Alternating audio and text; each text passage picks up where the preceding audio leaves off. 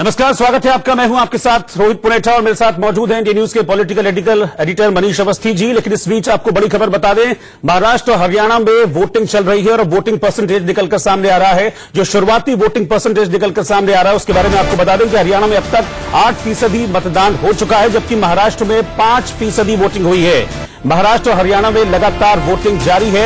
महाराष्ट्र की 288 विधानसभा सीटों पर और हरियाणा में 90 सीटों के लिए मतदान चल रहा है, जिसमें हरियाणा में अब तक 8% मतदान हुआ है, जबकि महाराष्ट्र में 5% वोट अब तक डाले जा चुके हैं। कई दिग्गज पहुंचे हैं मतदान करने के लिए और किस तरह से वोटिंग हो रही है, किन मुद्दों पर वोटिंग हो रही है, लगातार हम इस पर बातचीत करते रहेंगे। लेकिन इस बीच बड़ी खबर आपको बता दें, 8% मतदान हरियाणा में और महाराष्ट्र में 5% वोटिंग। आमिर खान वोट डालने के लिए पहुंचे थे। क्या कहा आमिर खान ने इस दौरान, आइए आपको पहले वो दिखाते हैं। बात में जाएंगे रोलिंग। आमिर सर, इस बार चुनाव में किस प्रकार के मुद्दे रहे आपके लिए, जिसको लेकर आपने मतदान किया? आपकी नजर में क्या मुद्दे इंपॉर्टेंट है के लिए, जिसको सोचकर आपने वोट किया? तो ये हमारे राज्य के इलेक्शंस हैं, तो उस हिसाब से जो हमारे सामने जो मुझे लगा इम्पोर्टेंट चीजें हैं उसको मद्देनजर रख के मैंने वोट दिया है। और मैं सभी को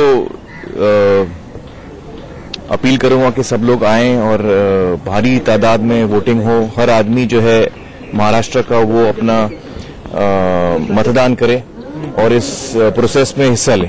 thank you so much. Sir finger मतदान की हर खबर, जी हां, मतदान की हर खबर सुबह से लगातार इंडिया न्यूज पर चल रही है। इस बीच हमारे सहयोगी अजीत श्रीवास्तव ने अनिल विज से बात की। अनिल विज, जी हां, हरियाणा के दमदार मंत्री अनिल विज से अजीत की बातचीत। मुद्दे हैं, वो किन मुद्दे पे आप चुनाव लड़ रहे हैं? क्योंकि कहा जा रहा है कि आप 370 और फिर से वही जो तमाम अटैक वो उसको लेकर आप मुद्दे बना रहे हैं। नहीं उठाएंगे ना, हम एक राष्ट्र का हिस्सा हैं। राष्ट्रीय स्तर पर अगर कुछ हो रहा है, हम एक राष्ट्रीय पार्टी हैं। अगर हमारी सरकार केंद्र में नरेंद्र मोदी जी कुछ करते हैं तो क्यों नहीं उठाएंगे? हम उठाएंगे। 370 हमें अफेक्ट करता है। सब 370 की वजह से जितनी शहादतें हुई हैं कश्मीर में, हरियाणा में सबसे ज्यादा हुई हैं, क्योंकि हरियाणा के लोग फौज में जैरान बांकरों की धरती है। तो हमारा परसेंटेज पॉपुलेशन का चाहे 2% है सारे देश में, लेकिन सेना में 11% है। तो हम क्यों नहीं उठाएंगे मुद्दों को उठाएंगे, लेकिन स्थानीय मुद्दे भी तो अहम होने चाहिए। जो आपने 5 साल में काम किया, उन मुद्दों को भी सामने रखना। बिल्कुल, स्थानीय मुद्दों को भी हमने उठाया है और स्थानीय मुद्दे ही यहाँ पर भी बहुत मेन मुद्दा है, क्योंकि 70 साल की आजादी में से 55-60 साल कांग्रेस का राज रहा है। कम से कम अम्बाला में तो उन्होंने कोई काम नहीं कराया। और पहली थे जो कि अंबाला कैंट सीट से बीजेपी के उम्मीदवार हैं, हरियाणा सरकार में मंत्री हैं और वो क्लियरली इस बात को मान भी रहे हैं कि हां, जो राष्ट्रवाद का मुद्दा है उसको क्यों हम नहीं उठाएंगे। और पूरे चुनाव प्रचार के दौरान देखा भी गया कि बीजेपी राष्ट्रवाद का मुद्दा उठाते रहे। शरद पवार इस बीच कुछ कह रहे हैं, ये वहां चलते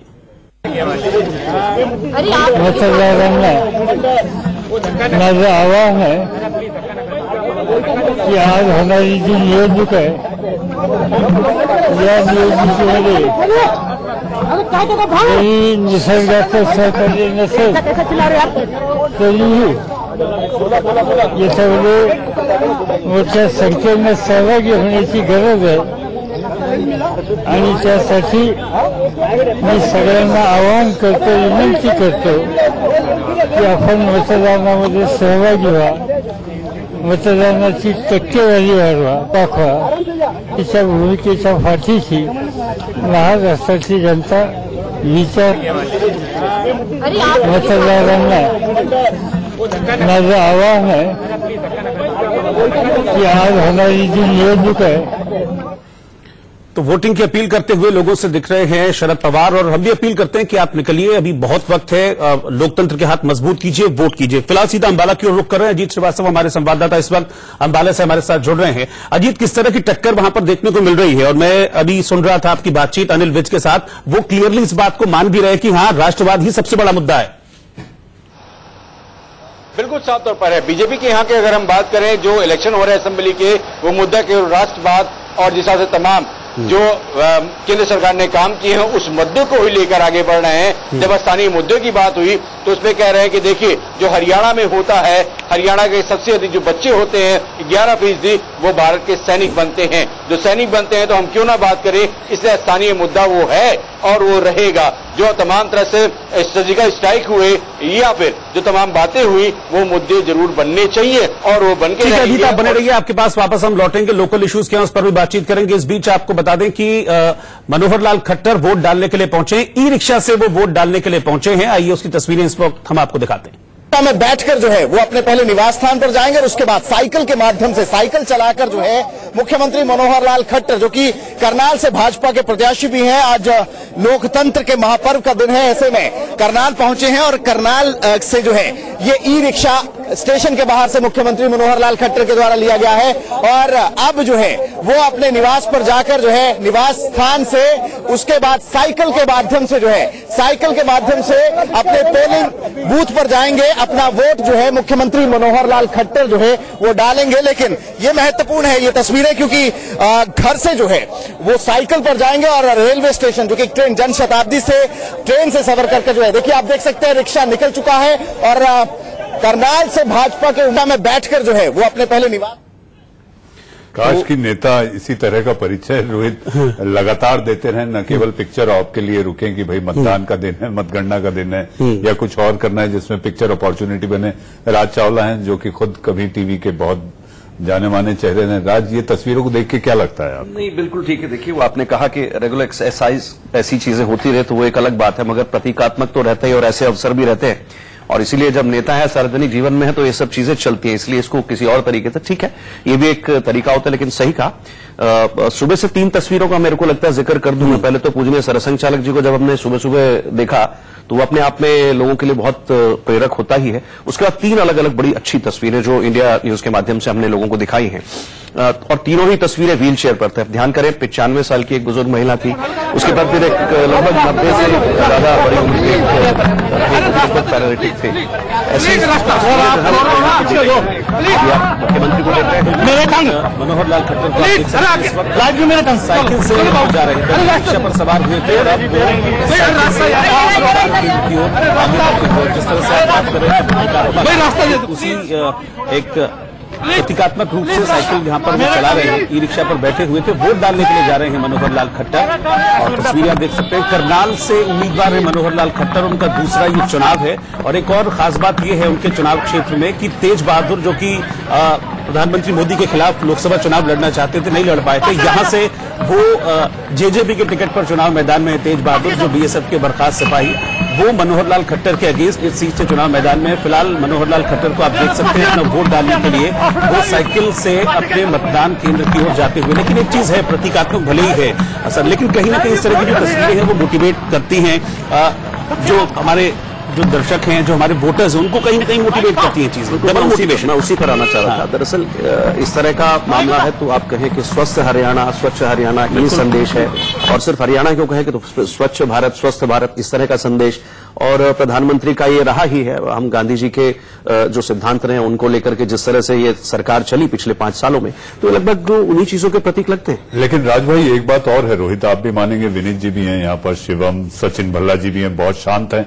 मेरे ख्याल से रोहित इनकी शांति दूर करना जरूरी हो जाता है। लेकिन एक चीज है राज भाई, इस तरह की जब तस्वीरें होती हैं तो जोखिम भी साथ साथ चलता है, क्योंकि आप आदतन वो काम नहीं कर रहे हैं जो आप प्रतीकात्मक काम कर रहे हैं। तो इसमें आप समझिए कि चलाते में जरा 19-20 हो जाए तो इस तरह का जोखिम भी बना रहता है, मुझे ऐसा लगता है। जी, वो ठीक है, रहता है। लेकिन आप देखिए ना, अभी सिर्फ इनकी बात नहीं करते।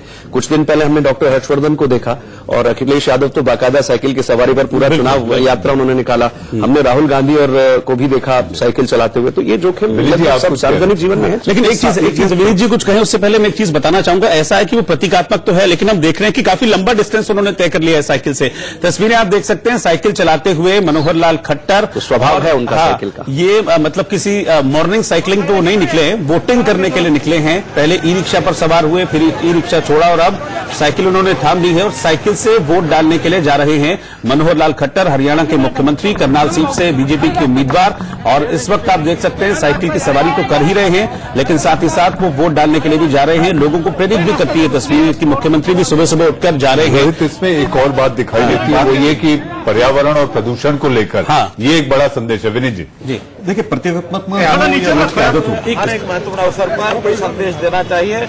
आज मुझे लगता है ट्रेन से आए, फिर अब ट्रेन से साइकिल से, ट्रेन क्यों चुना? आखिर एक सामान्य व्यक्ति की तरह ट्रैवल करना चाहिए।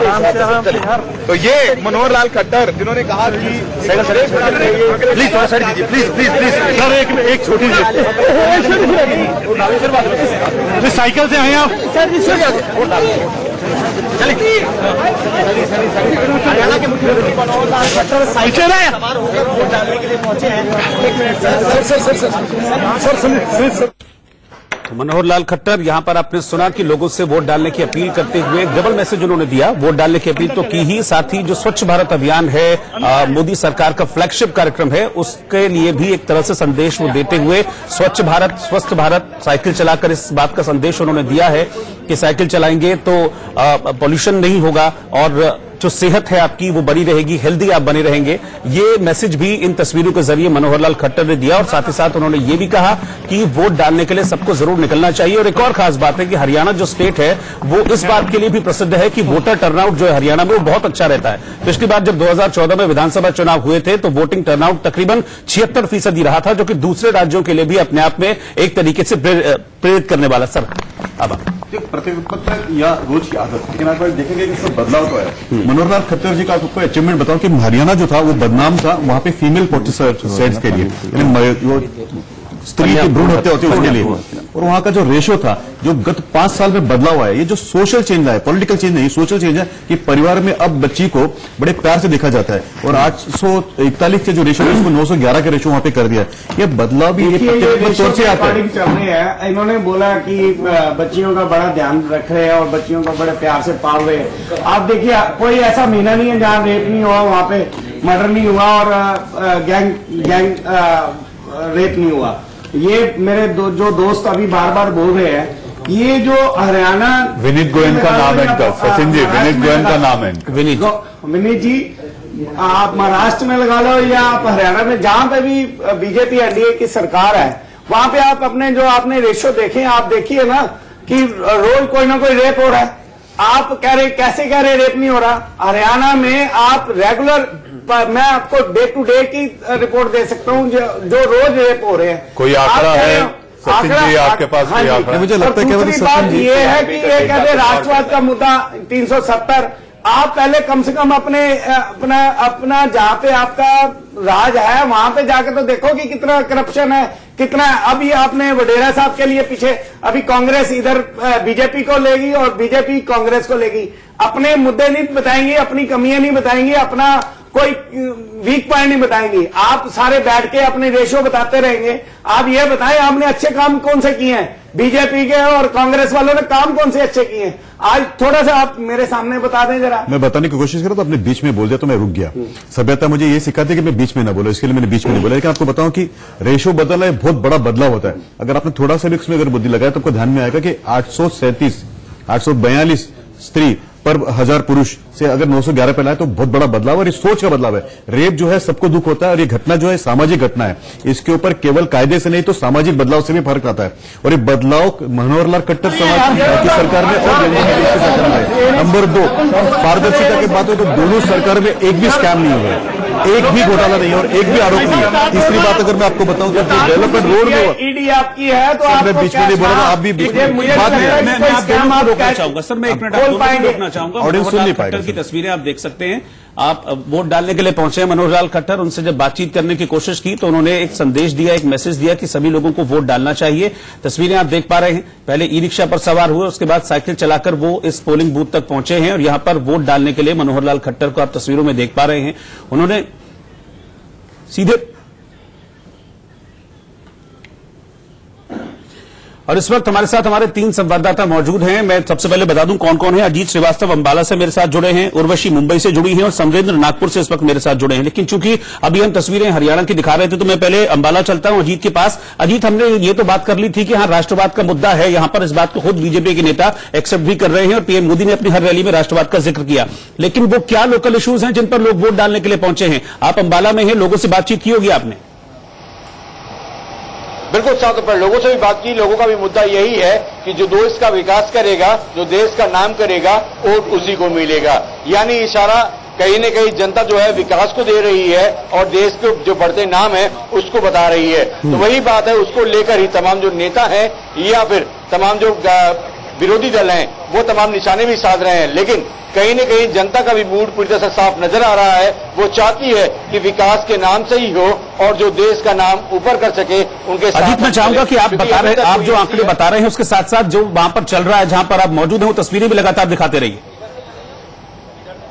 बिल्कुल साफ तौर पर है कि इस समय अंबाला कैंट की तरफ है मैम, और ये आप देखेंगे कि ये पोलिंग बूथ नंबर 122 है और कुछ लोग हमारे साथ में हैं यहाँ पर। हम इनसे ही बात कर लेंगे और जानने की कोशिश करेंगे कि आखिर क्या कुछ समीकरण और हालात हो रहे हैं और कैसे कैसे ये तमाम जो बातें हो रही है सामने नजर आ रही है। कुछ हमारे साथ वोटर्स हैं, हम इनसे ही बात कर लेते हैं कि सर क्या कुछ मुद्दे होने चाहिए थे इस बार? जिस तरह से बातें हो रही हैं विकास की या राष्ट्र हित की, वो होनी चाहिए या कुछ और मुद्दे होने चाहिए?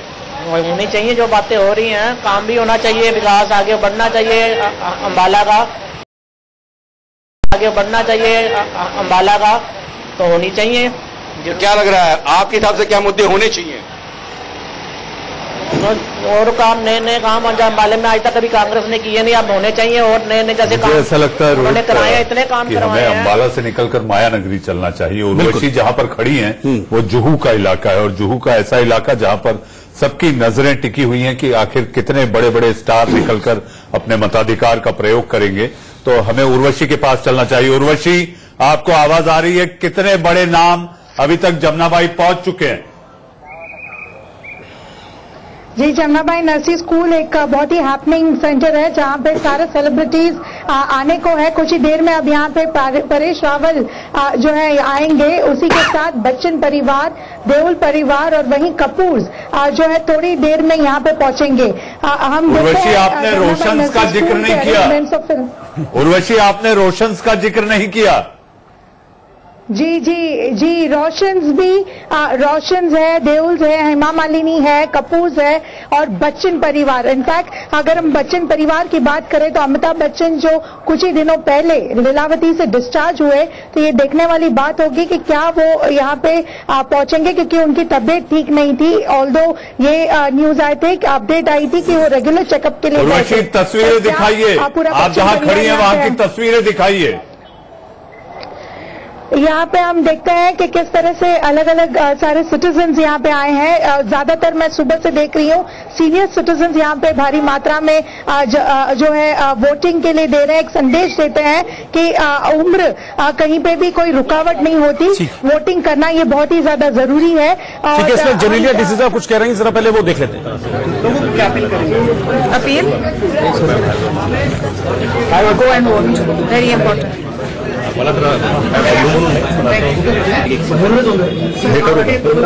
दोनों भाई दोनों तरफ से खड़े हैं,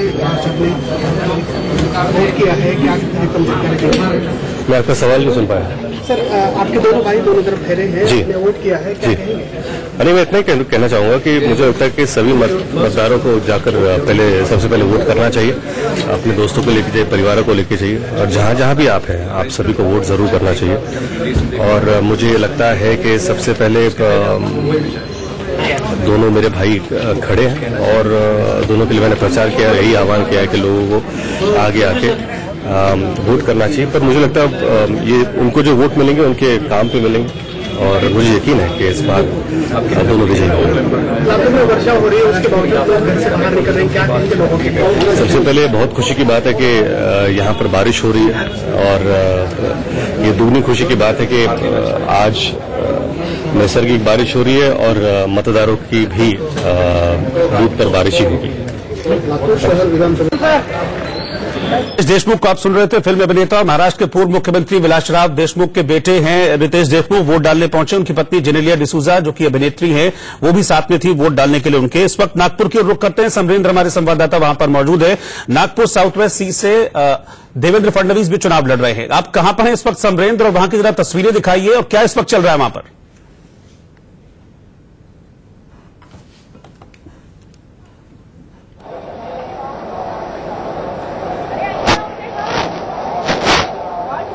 उसी इलाके में है और ये धर्म पेट का इलाका है, पोलिंग स्टेशन है। मैं अपने कैमरामैन से रिक्वेस्ट करूंगा कि वो तस्वीरें दिखाए, चूंकि ये मुख्यमंत्री का इलाका है और वो खुद भी यहाँ पर पोलिंग के लिए आने वाले हैं आपसे थोड़ी देर में। तो यहाँ पर जो नजारा है वो आप देख सकते हैं कि फोर्स और मीडिया का जमावड़ा यहाँ पर साफ देखा जा सकता है। अभी थोड़ी देर पहले ही सूचना आई है कि संभवतः आधे घंटे के भीतर जो है वो मुख्यमंत्री यहाँ पर वोट डालने आएंगे। और जो रफ्तार है यहाँ पर पोलिंग स्टेशन की वो थोड़ी सी अभी बढ़ी है, शुरुआत में धीमी थी। महिलाएं यहाँ पर दिख रही हैं जो वोट डालने आ रही हैं और अब थोड़ा सा सिलसिला जो है वो पोलिंग का शुरू हुआ है। आप देख सकते हैं चूंकि वीआईपी यहाँ पर लोगों का वोट है, देवेंद्र फडणवीस आने वाले हैं, तो फोर्स यहाँ पर काफी मुस्तैद दिखाई दे रही है। तमाम बड़े अधिकारी यहाँ पर हैं और चारों तरफ एक तरह से घेरेबंदी है। जो घर हैं, ऊंची इमारतें हैं, वहां पर भी पुलिस के जवान जो हैं वो तैनात किए गए हैं और मीडिया भी यहां पर सीएम के इंतजार में है। अब जो है वो रफ्तार जरूर थोड़ी बढ़ी है। मुझे अभी तक जो दिखाई दिया उसमें महिलाएं जो थोड़ी ज्यादा दिखाई दे रही है वो वोट डालने पुरुषों के मुकाबले यहां पर ज्यादा देख रहे हैं। जी समरेंद्र, आपके पास फिर आएंगे। अब हम आपको लिए चलते हैं बारामती। जी हां, मराठाओं के गढ़, मराठा क्षत्रप शरद पवार के इलाके, जहां पर हमारे संवाददाता अरुण ढंटा मौजूद है। अरुण, सुप्रिया सुले के लिए सांसद बनना इतना आसान नहीं रहा। अजीत पवार के क्या आसार दिखाई देते हैं, तस्वीरें दिखाइए।